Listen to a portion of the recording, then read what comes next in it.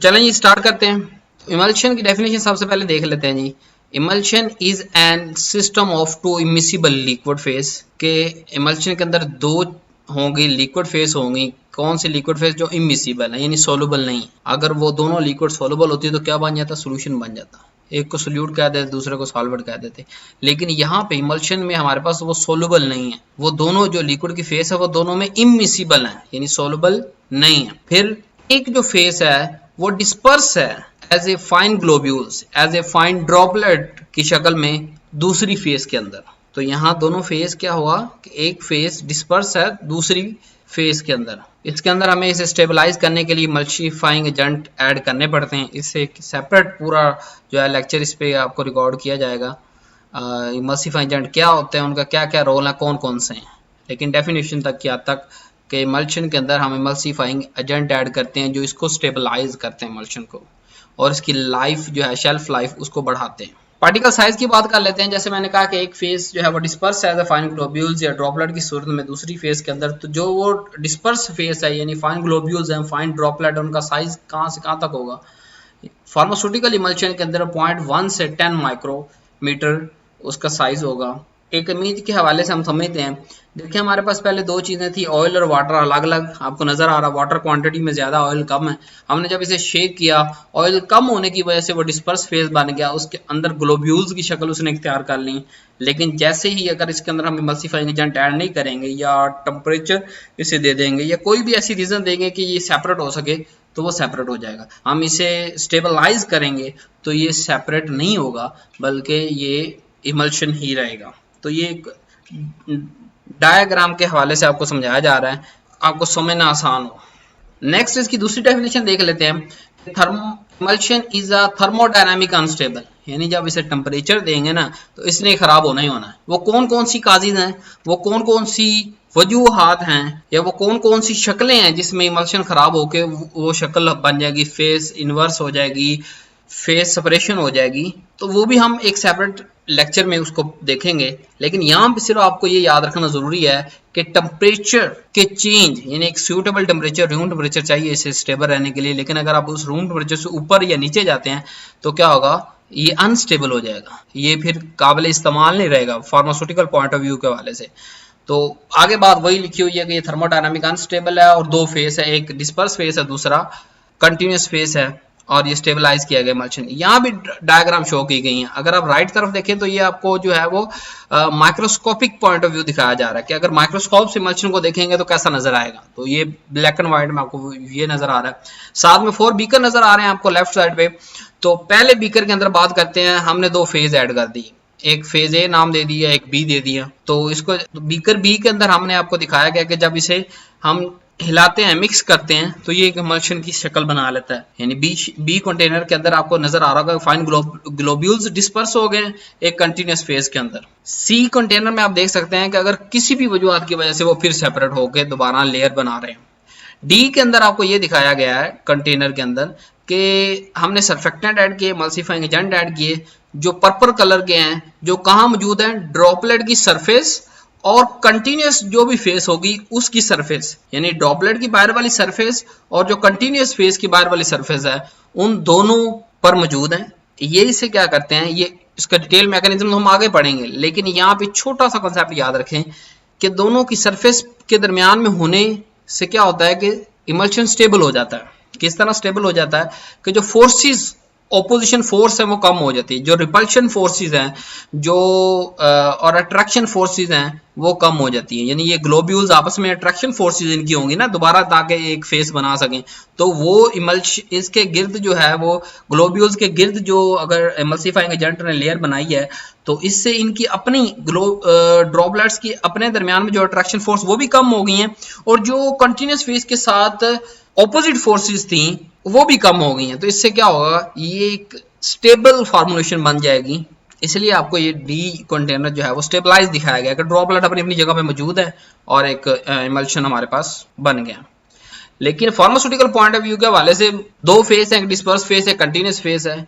अब अभी तक हम ये पढ़ते हुए आ रहे हैं कि ये डिस्पर्स फेस जो है वो मोबाइल लिक्विड होगा। तो ये लिक्विड भी हो सकता है, बास कंडीशन में ये सेमी सॉलिड भी होता है, सॉलिड नहीं सेमी सॉलिड। तो जो सेमी सॉलिड भी एज ए लिक्विड के तौर पे जब बिहेव करना शुरू कर देता है, अगर वो भी दो फेसेस बना रहा है, सेमी सॉलिड भी लिक्विड है और कंटिन्यूस फेस भी लिक्विड है, तो liquid liquid liquid in a liquid, एक कंटिन्यूस फेस, एक डिसकंटिन्यूस फेस, एक डिस्पर्शन मीडियम, एक डिस्पर्स फेस, क्या कहलाएगा?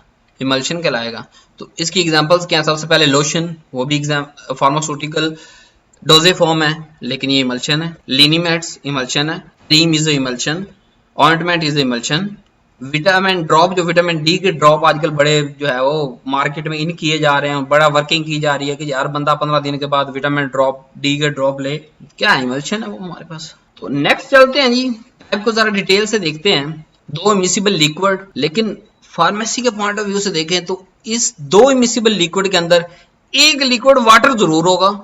किस बुनियाद पे हम टाइप की क्लासिफिकेशन कर सकते हैं? दो ही बुनियाद है हमारे पास, एक है जी डिस्पर्स फेस की बुनियाद पर, एक है लिक्विड ड्रॉपलेट के साइज की बुनियाद पर। तो पहली देख लेते हैं जी कि डिस्पर्स फेस की बुनियाद पर कितने तरह के इमल्शन हमारे पास आएंगे। 3 तरह के आएंगे, water in oil, oil in water, water in oil, in water. Oil in water में आपको जो है डायग्राम भी दिखा चुका हूं।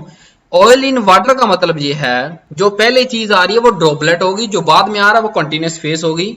तो oil in water mean oil droplet form में है, ऑयल इंटरनल फेस है, ऑयल डिस्पर्स फेस है, किसके अंदर? वाटर जो कि कंटिन्यूस फेस है। वाटर इन ऑयल के अंदर ऑयल कंटिन्यूस फेस है और वाटर क्या है? इंटरनल फेस है, ड्रॉपलेट फेस है। Water in oil in water जो है इसे मल्टीपल इमल्शन भी कहते हैं। ये भी हम आगे डिटेल से पढ़ते हैं, ये थोड़ी सी आपको बताता चलूं कि water in oil in water कैसे बनाते हैं। पहले हम वाटर को as a disperse phase oil के अंदर इमल्शन बना लेते हैं, तो water as a droplet oil के अंदर इमल्शन बन गया। अब इस पूरी फॉर्मुलेशन को लेंगे, वाटर ऑयल इमल्शन की पूरी फॉर्मुलेशन को लेंगे, फिर वाटर के अंदर दोबारा इमल्शन बनाएंगे। तो एक्चुअल सिचुएशन क्या है? फाइनल इमल्शन के अंदर वाटर जो है वो कंटिन्यूस फेस है, उसके अंदर ऑयल के ड्रॉपलेट्स हैं, उन ऑयल के ड्रॉपलेट्स के अंदर वाटर के ड्रॉपलेट्स हैं। बाहर वाटर है कंटिन्यूस फेस, अंदर जो डिस्पर्स फेस है वो ऑयल है, ऑयल के अंदर भी एक फेस है जिसे हम वाटर कहते हैं। तो water in oil in water is called multiple emulsion. Size की बुनियाद पर देखते हैं, लिक्विड ड्रॉपलेट की साइज की बुनियाद पर दो तरह के होते हैं, माइक्रो इमल्शन और मैक्रो इमल्शन। माइक्रो की जो रेंज है वो है 0.01 से 0.2 मिलीमीटर और मैक्रो इमल्शन के अंदर है जी 0.2 से 50 मिलीमीटर। तो नेक्स्ट चलते हैं जी, ऑयल इन वाटर इमल्शन को जरा डिटेल से देखते हैं। ऑयल ड्रॉपलेट होंगे, डिस्पर्स फेस हो गए, वाटर जो है कंटिन्यूस फेस होगा। एग्जांपल देख लेते हैं जी। मेडिसिनल इमल्शन जो आ रहे हैं ऑरली यूज के लिए वो ऑयल इन वाटर है। मोस्टली सारे के सारे जो ऑरल यूज हो रहे हैं इमल्शन वो सारे के सारे ऑयल इन वाटर नहीं है, मोस्टली ऑयल इन वाटर है। दूसरी एग्जांपल हमारे पास है जी rubber latex oil in water emulsion. तीसरी एग्जांपल है egg yolk oil in water emulsion. चौथी एग्जांपल है milk which is oil in water emulsion. Last example है वैनिशिंग क्रीम, ये भी ऑयल इन वाटर इमल्शन।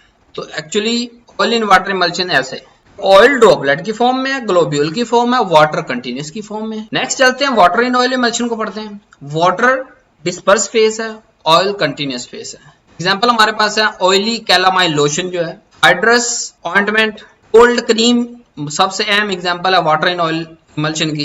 ये हमारे पास जैसे आपको पहले दिखा चुका हूँ, यहाँ पे वाटर ड्रॉपलेट की फॉर्म में है और ऑयल कंटिन्यूस फॉर्म में। कमर्शियली अगर बड़े लार्ज स्केल पे बनाना तो बड़े बड़े टैंक चाहिए, मिक्सचर चाहिए, स्टेबलाइज करने के लिए कोलाइड मिल चाहिए, होमोजेनाइजर चाहिए। लेकिन अगर एक्सटेम्पोरेनियस प्रिपरेशन करनी है, फार्मेसी पे खड़े हैं आप और फौरन जो है वो बना के आपने डिस्पेंस करना है, तो फिर तो आपको स्मॉल स्केल पे इतनी बड़ी चीजें नहीं चाहिए। तो मेथड को देख लेते, कितने मेथड टोटल। पहला मेथड है हमारे पास ड्राई गम मेथड, दूसरा वेट गम मेथड, तीसरा बॉटल मेथड, चौथा बीकर मेथड, पांचवा जो है सो मेथड।